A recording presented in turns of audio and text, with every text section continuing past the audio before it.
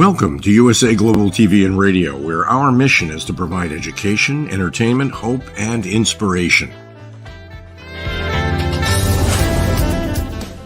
USA Global TV and Radio connects you with experts and audiences all around the world every single day to help you succeed in business and to live a richer life.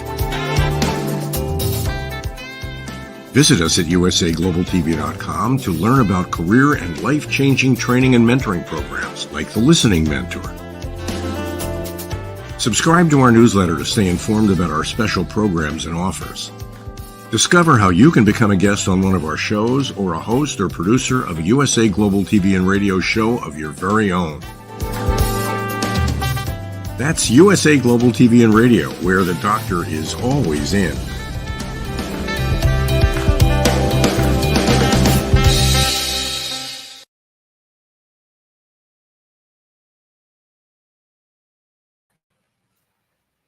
Hello, USA Global TV and Radio.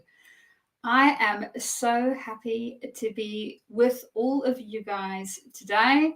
And of course, for those of you that don't know me, my name is Mariska du Preez, and we are here today to learn a little bit more about leadership and how to move into our leadership positions with hopefully a little bit more grace and understanding around what it is that we need to know on this very interesting and epic journey.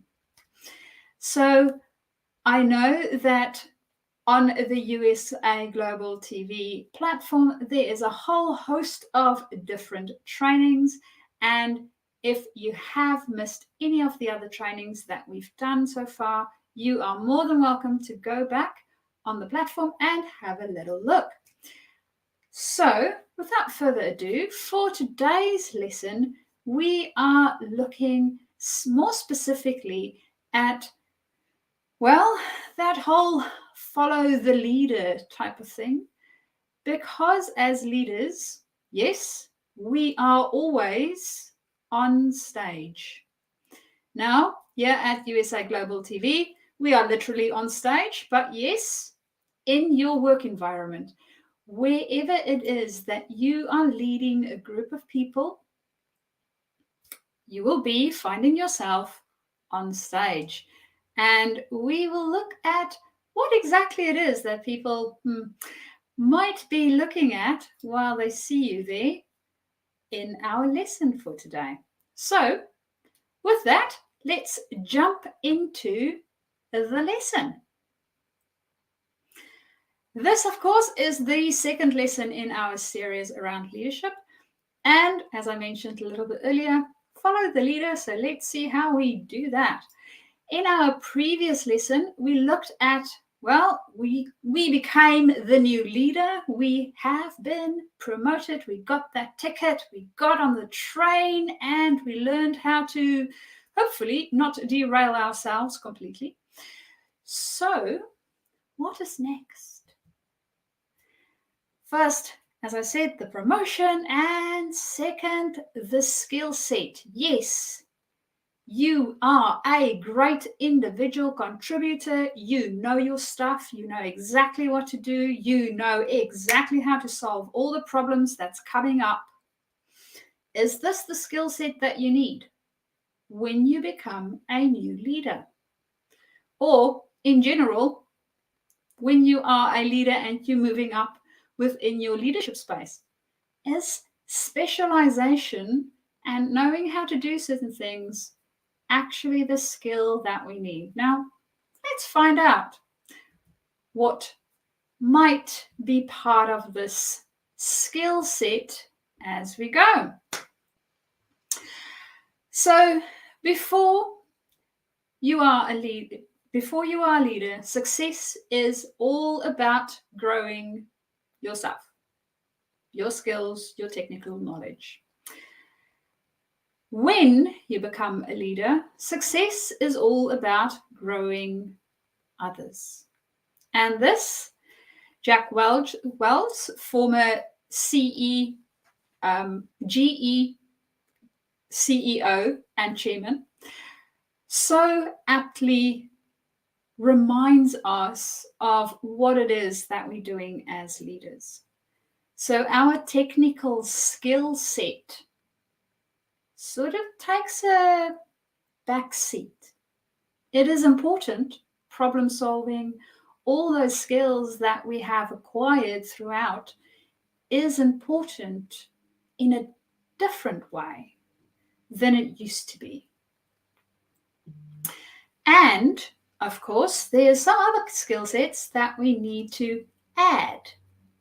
Now we're going to look at 4 different ones, and we're starting with communication. Yes, communication, our favorite thing when we are individual contributors, because, well, we want to know what is going on in our organization. And the thing that most leaders stumble over, because we need to continuously communicate, not only with words, but there's different things that we need to take into consideration within our communication. And of course, this is a very broad topic. So we are going to look at one specific piece of communication within this lesson today. Now, communication, as most of you might be aware, can be verbal, and this is what we are doing at the moment. We are verbally, right, with words, giving some information, some instruction, some education around this topic of communication. Now, if you are watching this on YouTube or your other favorite platform, of course, you will also be seeing me in a small little box here on the side. And I am doing different things, right? I'm moving my body, I'm doing different other things. And this is our non-verbal communication.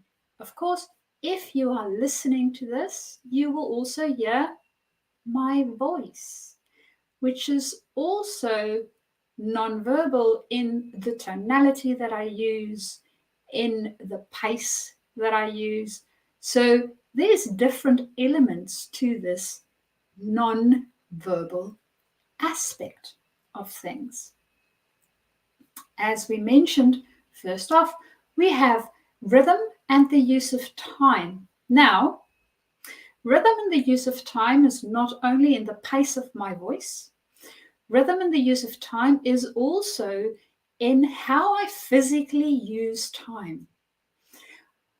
When I convene a meeting, am I there on time? Am I late? Am I there a little bit before the time so I can have the space prepared? How am I using time? And when we are communicating other things, for instance, tasks that needs to be completed, am I very clear on deadlines? Do my team actually understand what the deadline is for said task? All of these little things are part of our communication. Then objectics, yes, this is a word. It is around more than the dressing the part. It's literally around how we show up, our being. Now, dressing is part of it.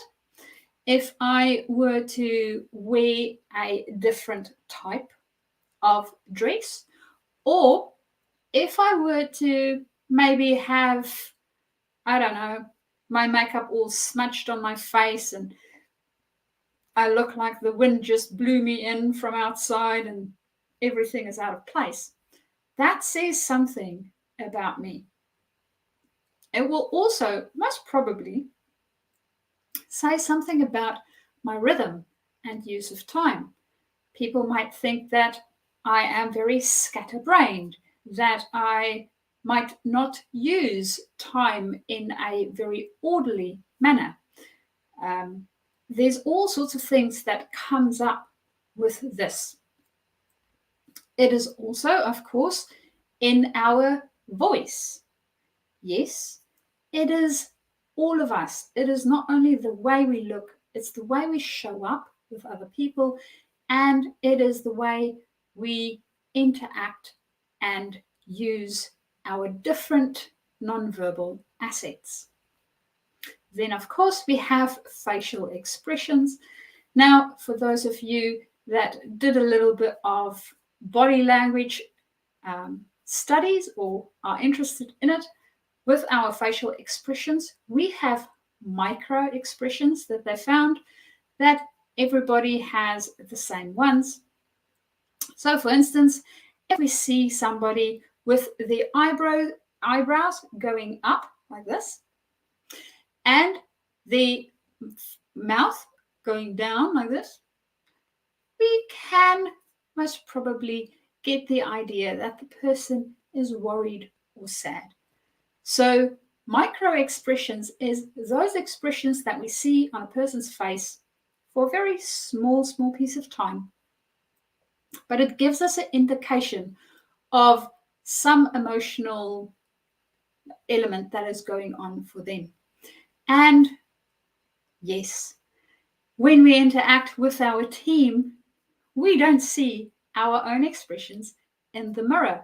So the only thing, or the only way that we can actually be able to guide our face to do the right thing is in order for us to feel the things that we really feel about the topic. And when we are angry or when we don't feel satisfied with something, saying it. Because guess what? It's already on your face. Your face has said it already. The words only need to come out. Then we have also got space and touch.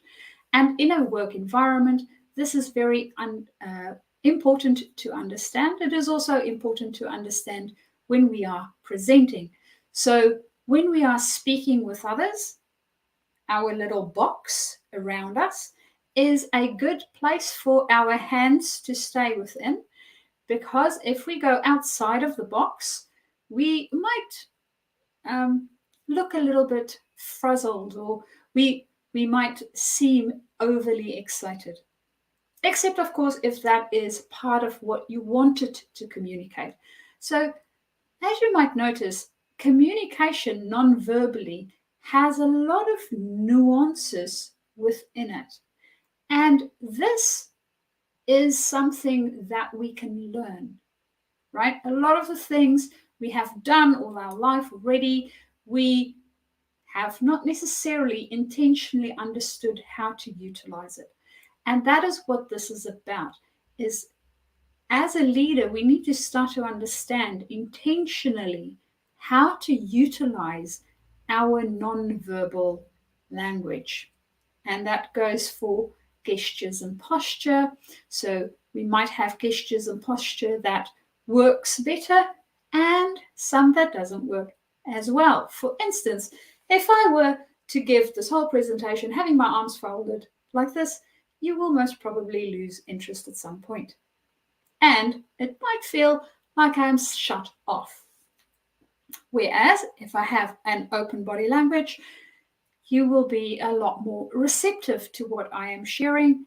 And if I see people on the other side closing their body language, I know that maybe there's a few things I need to discuss more on or get clarity from them on topics, because there's a piece of the idea that they might be closed to. So gestures and posture, another one of those non-verbal importance. And then, of course, paralanguage. Yes, this is a word. This is all the nuances within. And this, for me, non-verbals are really, really important. It's things we do automatically and we don't think about them. And as leaders, because we are on stage, we need to understand the message that not only our words are sending out, but also the rest of us are sending out. And there's no bigger killer than being incongruent. So the message that we have via our words and the message that we have via our body needs to be the same thing. So that is communication.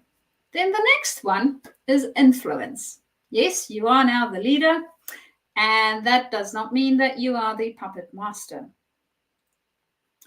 We do not have puppets in our team, even though some leaders might handle people like they are.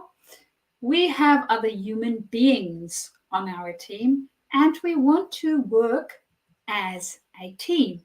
So we want to utilize our influence as a, not because I'm a boss, but using the H3 method. Now you might wonder, what is that? It is really easy. It is talking to the head, the heart, and the hands. Now, we all relate to messages differently. For some people, they need to get the information, the head piece first. So they need the idea, the information. For most of us, in general, because of the way that we grew up in society, the head is normally the first piece that we need to speak to in order to then engage the rest of ourselves. And this comes from conditioning in school and all the other places that we have been prior to growing up and going into the workforce. So speak to the head in a way that the people need spoken to their head. So some people need a overarching overview, and other people need detail. So understanding our audience and who needs what is also really important. Then the second one, which is our heart, this is more around the emotion and the feeling and connecting that to the purpose of what we are doing. So making sure that we connect the purpose of what we're doing to the person we are speaking to, so that they are able to connect that purpose and their purpose, which means that we are enrolled a lot deeper. And then, of course, hands. As a leader, no, it's not your job to do the other work. It is your job to support. And that's really, when we think about hands, it is being able to support the other person and giving them a little bit of a leg up, right? Or supporting them in any other ways that might be helpful, maybe collaborating, sharing ideas. So that is where the hands then come in, the more active pieces of the job. Then the next one is leading team achievement. Now, I don't know how much you know about lions and buffaloes. And in Africa, both of them are part of the Big Five. And the reason both of them are part of the Big Five is because both of them are really, really dangerous animals. If you were to have an injured buffalo, they can almost be more dangerous than a lion. And as you can see, well, lions can also, as a pride of lions, be able to bring down a buffalo. And that's what we want to be able to do as a team, because as an individual, we might not be able to achieve that bigger thing that we need to achieve. But as a team, we are able to succeed. And we need to know what our place is and what our functionality is within each team. So understanding how it is that we work together, and that's part of what our leader will bring to the team, is to help us to figure that out, right? So leading our team to achievement and not as an individual contributor anymore, driving towards our own personal achievements. So, different way of thinking about how we're going to achieve, because now we need to do that through others. And then the very last one of the 4 is developing others. Now, this one I personally really enjoy, and it is something that most new leaders struggle with, because remember our quote from earlier on, we are used to developing ourselves, our own skills, what we are good at.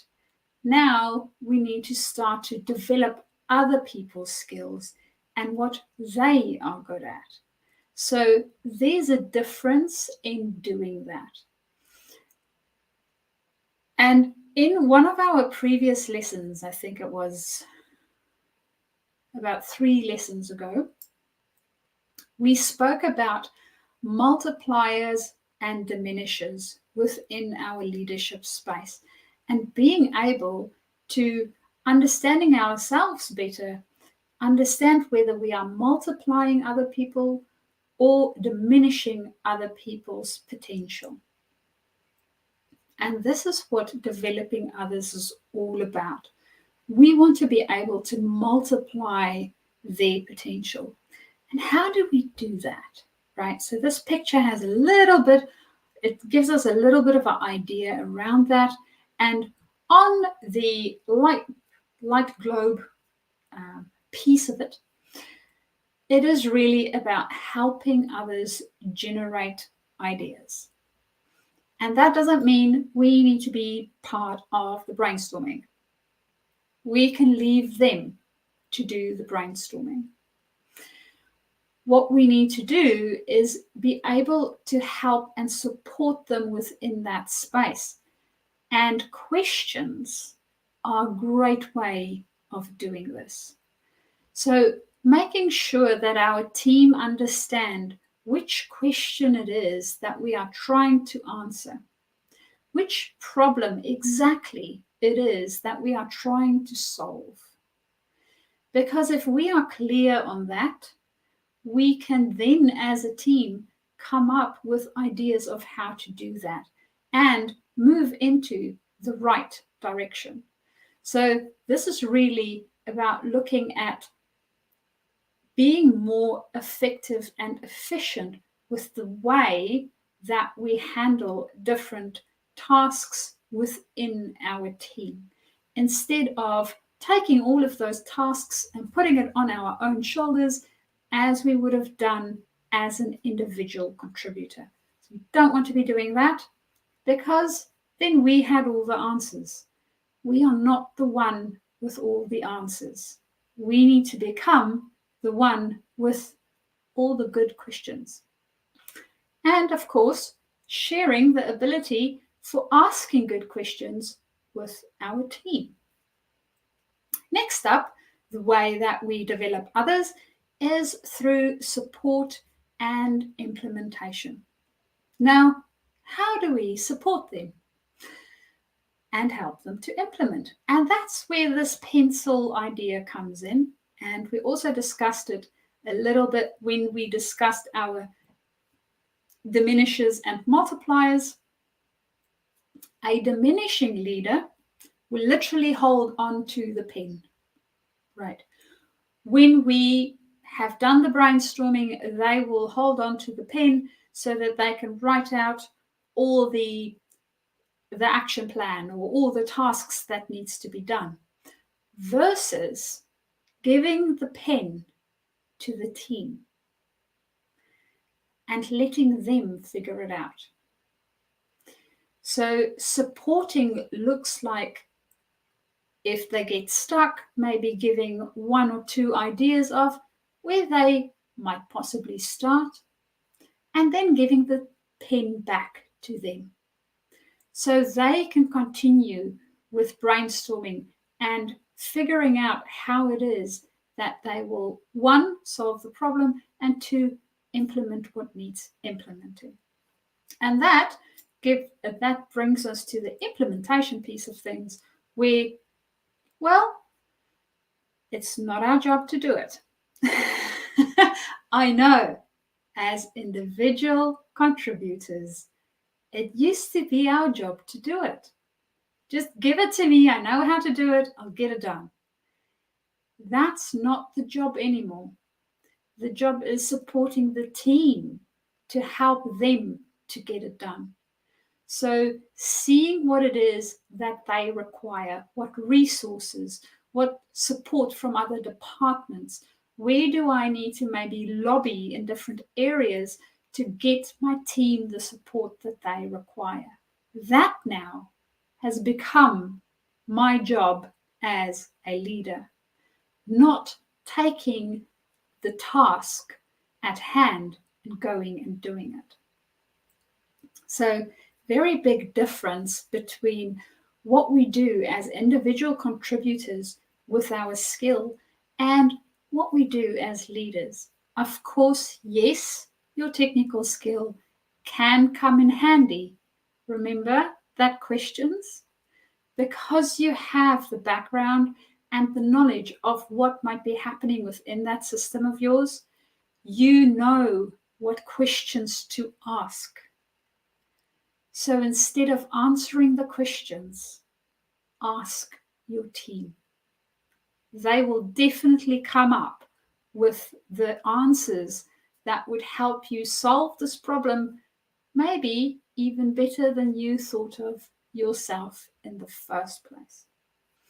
And that brings us to the end of our lesson for today. So remember, you are on stage, and the best way to make sure that you stay clean and clear of any possible mishaps is to be congruent both verbally and non-verbally, so that you can make sure that all of you talk the same language, literally. So communication, influence, helping your team to achieve, and then last but definitely not least, developing the skills within your team. And those are the 4 points we discussed today. So if you have any questions or you would like to get hold of me, you can do so via my email address, which is mariska@journey2discover.com, or alternatively, please connect via LinkedIn. And until next time, when we continue on this leadership journey and discovering what other elements we need to know about becoming a successful leader from being an individual contributor, I will see you then. Enjoy.